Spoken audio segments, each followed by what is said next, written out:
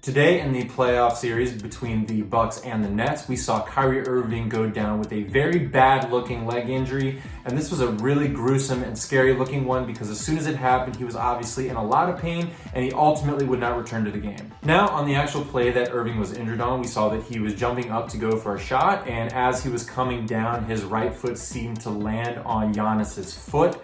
And when it did this, it seemed that that foot and ankle just went into that classic ankle sprain position. Now, right after the injury, Kyrie Irving was obviously in a lot of pain in that right ankle, and it seemed that he was really pointing down and around that area that would be affected for a normal ankle injury when a person's foot goes into that classic inversion position. And since some people may not be too familiar with the anatomy of the ankle and what could potentially be affected when the foot goes into this position, I'm going to go ahead and focus on that in today's video. Welcome, basketball fans. For those of you that are familiar with me, my name is Nick Gallo and I'm a doctor of physical therapy.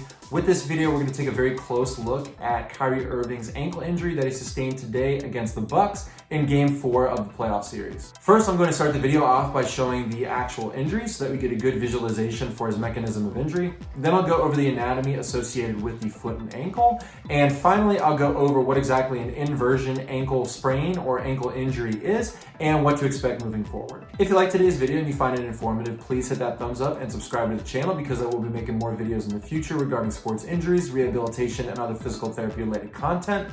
Also, if you have any comments or questions, please leave those in the section below. Now to begin, let's go ahead and we'll take a look at the play that Irving was injured on. You can see here Irving goes up for the shot, and as he comes down, he lands awkwardly right here on Giannis's foot. Here's another angle, and you can see right there as he lands, it goes into that inversion position. After the injury, we see he's really grabbing at that lateral or outside portion of the ankle, and the medical staff comes in to evaluate.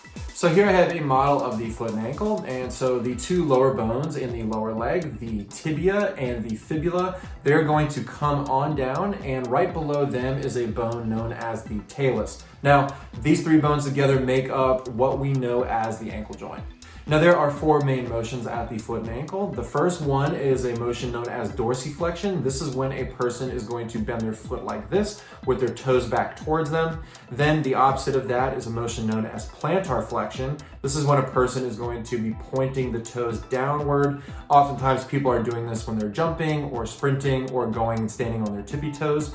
Then, as we look at the foot from this angle here, this position right here where the foot coming inwards is known as inversion. And finally, the position where the foot is going outwards like this is named eversion.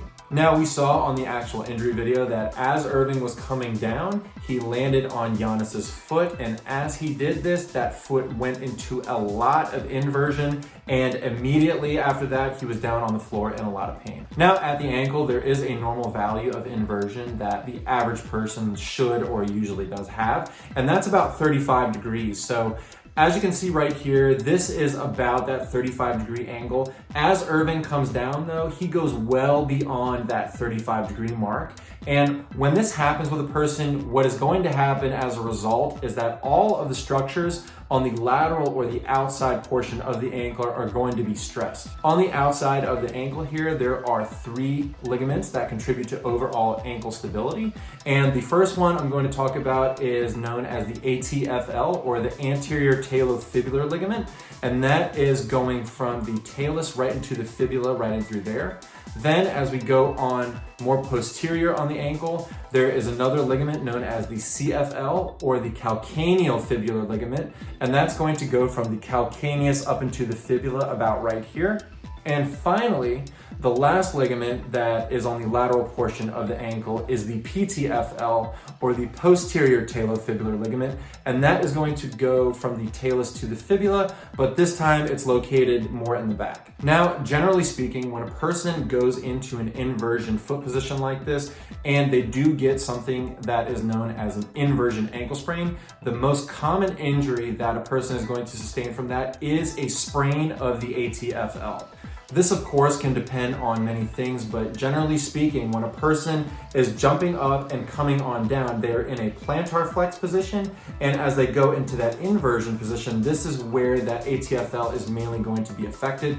Now, it is very possible that as a person goes into that inversion ankle sprain position, that one or both of the other ligaments are also affected, but generally speaking, the ATFL is the one most commonly injured. As of right now, we don't know specifically what is injured on Irving. We just know that he went into that inversion ankle sprain position. Now, there is a test to determine if a person is in fact injured in that ATFL. And essentially what the examiner is going to do is they will take the person's foot, put him in a little bit of plantar flexion, and put them into that inversion position. As you can imagine, this is pretty painful, so it doesn't really take a lot of movement in order to do this.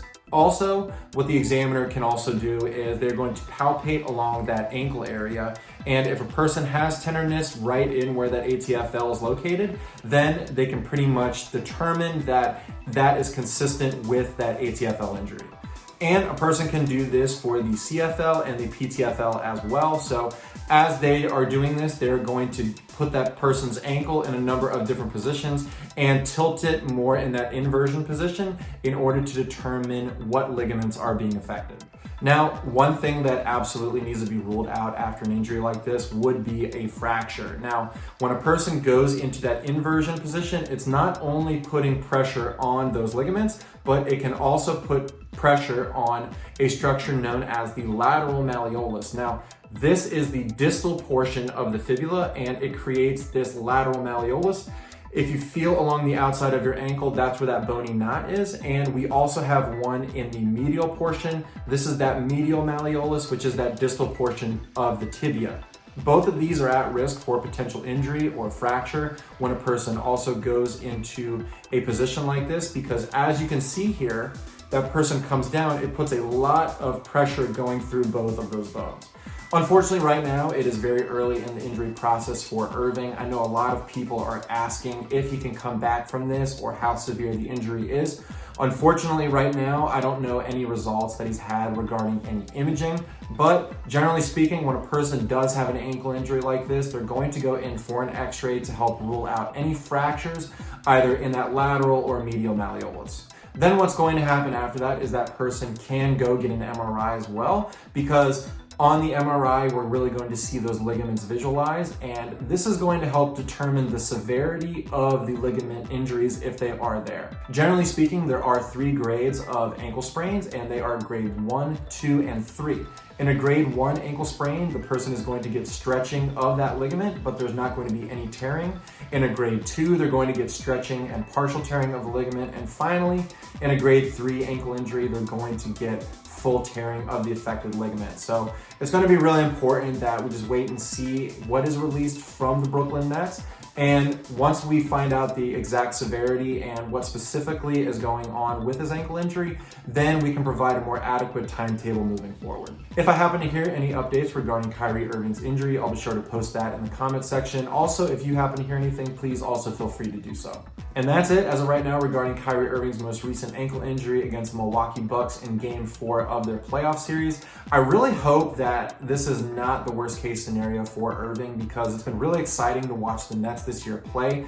Pretty much nobody has expected the Nets to go this far, and I really hope it's not the worst case scenario. We get to see him play and continue in the playoffs, but once again, we're just going to need to wait and see exactly how severe this ankle injury is. Once again, if you really like today's content, please subscribe to the channel because I will be making more videos in the future. Thanks for tuning in, and I'll see you next time.